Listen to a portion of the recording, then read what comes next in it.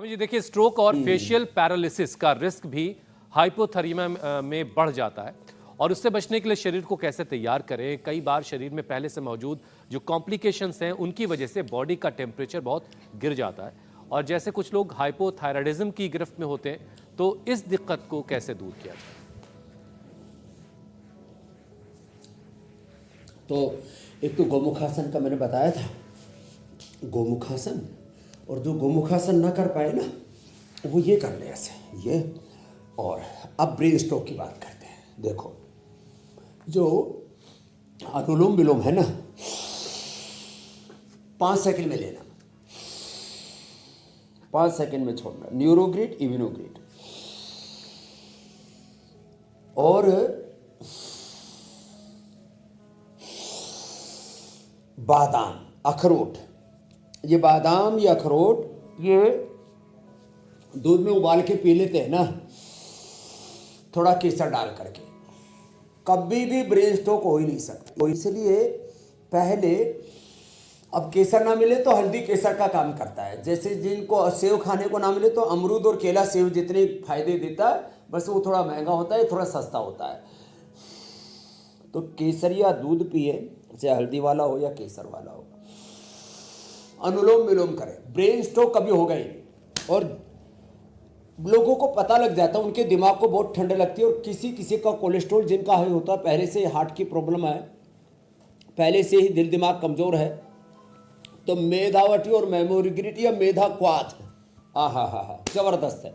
या एक एक ओमेगा मेधावटी या मेमोरीग्रिड जो खाते रहेंगे, और जिनकी इम्यूनिटी लो होती है वो इम्यूनोग्रिड, एक इम्यूनोग्रिड और मेधा मेमोरी या ओमेगा में से एक ले लिया, जिंदगी में कभी ब्रेन स्ट्रोक होगा ही नहीं। और बादाम अखरोट थोड़ा कूट करके, देखो सर्दियों में तो कूट करके और उबाल करके दूध में पीना चाहिए, या गर्म पानी में उबाल करके पी ले। दूध की भी जरूरत नहीं है, जिनको दूध अनुकूल नहीं पड़ता है, डेयरी प्रोडक्ट्स नहीं लेते हैं। और गर्मियों के अंदर रात को भिगो करके पीस करके ले लो। कभी भी ब्रेन स्ट्रोक का, पैरालिसिस का मतलब ही नहीं। ये ब्रेन स्ट्रोक जानलेवा भी हो सकता है और कई बार जिंदगी भर के लिए आपको अपंग कर देता है, इससे पैरालिसिस हो जाता है।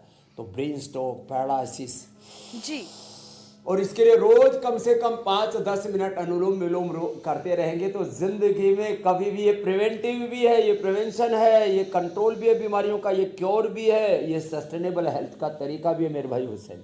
स्वामी जी, भीषण ठंड तो पड़ रही है, लेकिन जिन्हें डायबिटीज की परेशानी है, हाइपरटेंशन की दिक्कत है, वे भी हाइपोथर्मिया की गिरफ्त में तुरंत आ जाते हैं।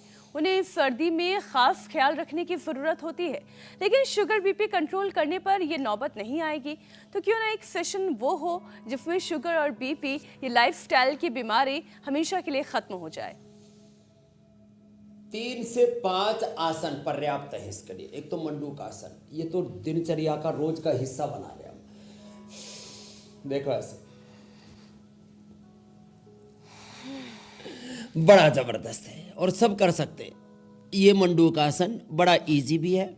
और देखो, लोग अपने बीपी को, अपने शुगर को, अपने थायराइड को, कोलेस्ट्रॉल को मेंटेन रखने के लिए, बॉडी में जो पेन्स हैं, वात को नियंत्रित रखने के लिए जो पेन किलर, स्टीराइड और बायोलॉजिकल्स खाते हैं, कफ को भी कंट्रोल करने के लिए अलग अलग प्रकार के एंटीबायोटिक्स, अलग अलग प्रकार के स्टीराइड, माइल्ड स्टीराइड उनको बोलते हैं, उनका इस्तेमाल करते हैं।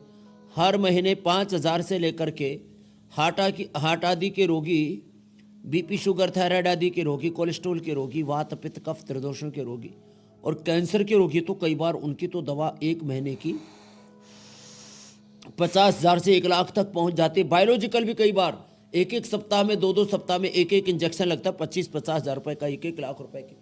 हम लोगों को महीने के 5,000 से लेकर के 50,000 तक की जो दवाइयाँ, 1-1 लाख रुपए तक की दवाइयाँ खा रहे, उनका खर्चा बचाते हैं। और कहते हैं देखो, डायबिटीज और डायबिटीज के कॉम्प्लिकेशंस मंडूक आसन से आप डायबिटीज को कंट्रोल करते हो, पेनक्रियाज को के डीजेनरेटिव सेल्स को रिजुविनेट करते हो, नेफ्रोपैथी, न्यूरोपैथी, रेटिनोपैथी, गैंग्रीन, पूरे शरीर को डायबिटीज अंदर से जर्जरित खोखला कर देती है, जैसे दीमक खा जाता है ऐसा कर देती है। हम कहते हैं भाई आप इम्यूनोग्रिट ले लो, मधुनाशिनी, खीरा, करेला, टमाटर का जूस ले लो खाली पेट, खाने के बाद मधुग्रिट ले लो, थोड़ा चंद्रप्रभा या अश्वशिला ले लो, ठंड भी नहीं लगेगी। और शुगर 100% कंट्रोल, मंडूकासन। और देखो ये पवन मुक्तासन, ये बड़ा ही जबरदस्त है। और ये कपालभाति के साथ करें, पूरा पेनक्रियाज एक्टिवेट हो जाएगा। ये पवन मुक्तासन, ये उत्तान पादासन, बड़ा ही जबरदस्त है।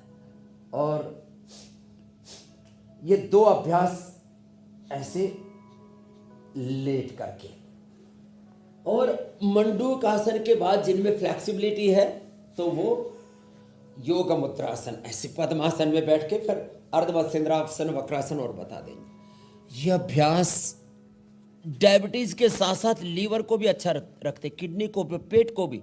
बहुतों को पेट में भी ठंड लगती है तो डायरिया हो जाता है, छाती में ठंड लगती है तो निमोनिया हो जाता है, और जो है दिमाग में ठंड होती है तो आपने बोला अभी थोड़ी देर पहले पैरालिसिस, ब्रेन स्ट्रोक। हार्ट में ठंड लगती है तो हार्ट की नसें सिकुड़ गई, पहले से थोड़ा बहुत ब्लॉकेज था, कोलेस्ट्रॉल बढ़ा हुआ था, हार्ट अटैक हो जाता है। बीपी शूट हो जाता है, नसें सिकुड़ जाती है तो बीपी, माने ब्लड का जो आरोहण अवरोहण है वो इतना तेज हो जाता है कि उसमें नीचे का 100, 120 तक, ऊपर का लोगों का 150, 200 तक बीपी, और बीपी शूट करने से फिर heart attack, paralysis, brain stroke होने का भी खतरा रहता है। तो मंडूकासन, योग मुद्रासन, अर्धमत्स्येंद्रासन, वक्रासन, ये पूरा पैकेज बता दिया डायबिटीज का। रही बात बीपी की, तो बीपी तो बहुत ईजी है, आराम आराम से प्राणायाम करें, सूक्ष्म व्यायाम करें, भुजंगासन और मरकटासन करें, मुक्तावटी बीपी ग्रिट ले लें तो बीपी के कारण से भी लोगों की किडनी फेल होती है, बीपी बढ़ने से भी लोगों को ब्रेन स्ट्रोक, हार्ट अटैक होता है, बीपी बढ़ने से भी पैरालिसिस होता है, बीपी बढ़ने से गुस्सा भी बहुत आता है। तो ये जो हाइपोथर्मिया से जो बीपी बढ़ता है उसके लिए भी यही आसन जो अभी बता रहे इनको कर ले। और एक ये मरकट आसन, ये बड़ा जबरदस्त है। ऐसे लेट करके एक पैर ऐसे लिया, ऐसे लिया, ऐसे। और जो गोंद के लड्डू खाते हैं, कल हमने बताया था गोंद के लड्डू, मेरी इधर निगाह पड़ी, गोंद के लड्डू रखे। गोंद के लड्डू खाने से हमने बचपन में खाए थे और अब 55 तक 56 तक भी हमारी हड्डियां मजबूत है। तो ये गोंद के लड्डू भी सर्दी से बचने का उपाय है। खैर, और ब्लड प्रेशर वालों को आराम से भस्त्रिका,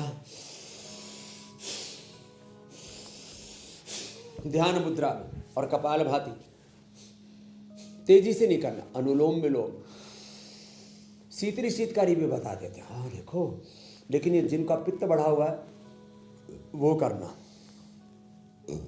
ये शीतली बहुत दिन हो गए थे, ठंड में बताया नहीं था। शीतकारी, ये पॉइंट दबा लेते हैं रिंग फिंगर के टॉप पर और यहाँ, इससे एकदम बीपी कंट्रोल में आ जाता है, इतना अच्छा होता है। तो न बीपी रहेगा, न बीपी के कॉम्प्लिकेशंस, न शुगर के कॉम्प्लिकेशंस। इन्हीं बीपी, शुगर, कोलेस्ट्रॉल बढ़ जाता है। अब कोलेस्ट्रॉल बढ़े तो ब्रेन स्ट्रोक होने का, हार्ट अटैक होने का खतरा है। अरे लहसुन कल्प कर लो, लहसुन खा लो, लिपिडोम ले लो, थोड़ा लौकी का सूप ले लो, और प्राणायाम तो थोड़ा कर लो, और हो सके तो सुबह सुबह एक बार थोड़ा पसीना बहा लो, थोड़ा शरीर में हलचल कर लो। अब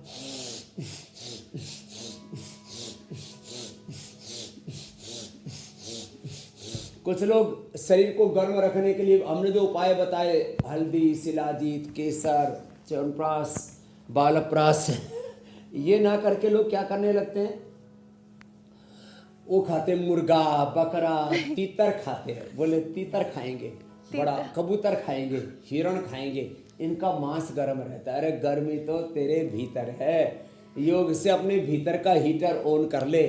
और भाई जिसके भीतर की गर्मी खत्म हो गई ना, हमारे साथ एक विद्यार्थी पढ़ा करते थे, 3-3 रजाई ओढ़े तब भी ठिरा करते थे, और हम कंबल भी नहीं ओढ़ते थे। जो ये एक नीचे का ऊपर का कपड़ा, इसी को बस ओढ़ लिया और ऐसे ही चारों तरफ से खिड़कियां खुली रहती थी, तख्त पे पड़े रहते थे, ठंडा ही नहीं लगती थी। तो देखो, अपने अंदर की गर्मी जगाओ, योग से अपने अंदर का सामर्थ्य बढ़ाओ, complete expression physical, mental, emotional, complete balance, complete rejuvenation, complete divine transformation और उस ऑलमाइटी के साथ यूनिटी। ये योग के फायदे हम रोज बताते मेरे भाई हुसैन जी, मेरी बहन मीनाक्षी।